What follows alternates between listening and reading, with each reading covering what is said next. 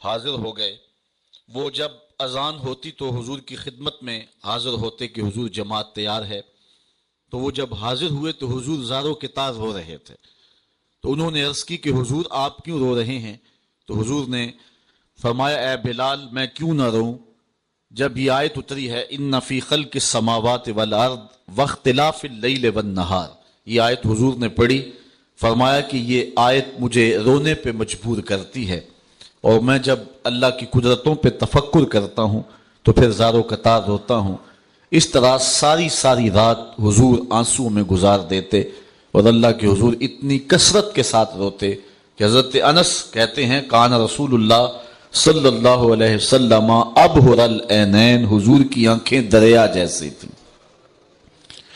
حضور نبی رحمت صلی اللہ علیہ وسلم کی مبارک آنکھوں کا رخ زیادہ زمین کی طرف ہوتا، جب دیکھتے تو آسمان کی طرف کم دیکھتے، زیادہ حضور زمین کی طرف دیکھتے۔ نظرہ الی الارض اکثر من نظرہ الی السماء، آسمان کی طرف بھی حضور کی نگاہیں اٹھتی تھیں لیکن زیادہ حضور زمین کی طرف دیکھا کرتے تھے، اور جب حضور کی نگاہیں اٹھتی تھی تو پھر اللہ جبریل کو بھیجتا تھا۔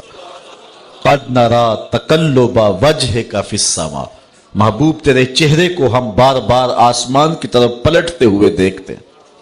اللہ اکبر۔ تو محبوب اگر پروگرام بن گیا ہے قبلہ تبدیل کرنے کا تو پھر دیر نہ کیجیے، ابھی رخ پھیر لیجیے۔ قبیلہ بنو سلمہ کی مسجد ہے، ظہر کی نماز ہے، 2 رکعتیں پڑھی جا چکی ہیں، 2 رکعتیں ابھی باقی ہیں۔ خاطر آتر میں بات آئی قبلہ بدل جائے تو کیا خوب ہو، تو ابھی دل میں خیال آیا اور خیال سے ہی آسمان کی طرف نظریں اٹھی تو جبریل امین حاضر خدمت ہو گئے، رب کا سندیسہ لے کر، رب کا پیغام لے کر۔ محبوب اگر پروگرام بن گیا ہے تو پھر دیر نہ کیجیے، ابھی رخ پھیر لیجیے۔ یا اللہ تیری نماز تو پوری ہو لے، کہا میری نماز بعد میں پوری ہوگی، پہلے تیری مرضی پوری ہوگی۔ اللہ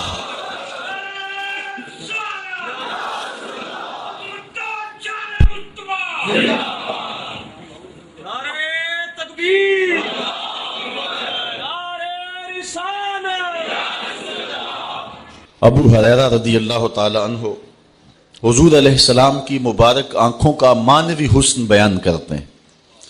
ایک تو حضور کی مبارک آنکھوں کا ظاہری حسن ہے کہ پتلیاں انتہائی سیاہ تھیں، سفید رنگ میں سرخ رنگ کے ڈورے تھے، سرما نہ لگانے کے باوس بھی سرما لگا رہتا تھا، پلکیں دراز اور لمبی تھیں، کیا خوب سجن دیاں اکھیاں نے جے میں پار کے سرائیاں رکھیاں نے، کتنی خوبصورت آنکھیں تھی جھیل جیسی۔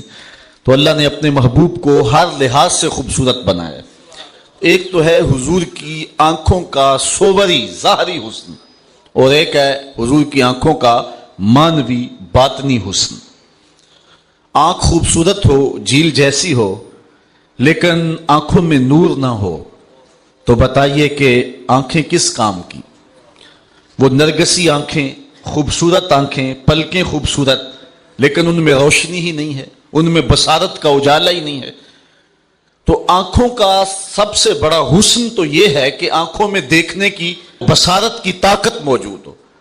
اللہ کے محبوب علیہ السلام کو اگر خوبصورت آنکھیں دی گئی ہیں تو اس میں بصیرت کتنی رکھی گئی ہے اور بصارت کتنی ڈال دی گئی ہے؟ آؤ حضرت ابو ہریرہ سے پوچھتے ہیں رضی اللہ تعالی عنہ سے۔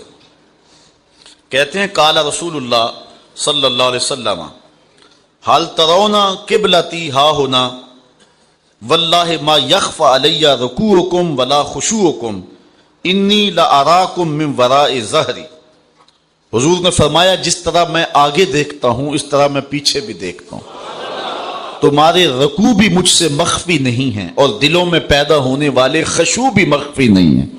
اور اقبال کہتا ہے اے فروغت صبح آثار و دہور چشم تو بھی نندائے ما فی الصدور، تیری نظر تو سینوں کے چھپے ہوئے راز بھی دیکھتی ہے۔ حدیث میں آتا ہے، حضرت عبداللہ ابن عباس رضی اللہ تعالیٰ عنہ روایت کرتے ہیں کان رسول اللہ صلی اللہ علیہ وسلم یرا فی اللیل فی الظلمت کما یرا فی النہار فی الضوء، جس طرح دن کے اجالے میں حضور دیکھتے تھے رات کے اندھیرے میں بھی دیکھتے تھے. آنکھوں میں روشنی ہے لیکن ماحول میں اجالا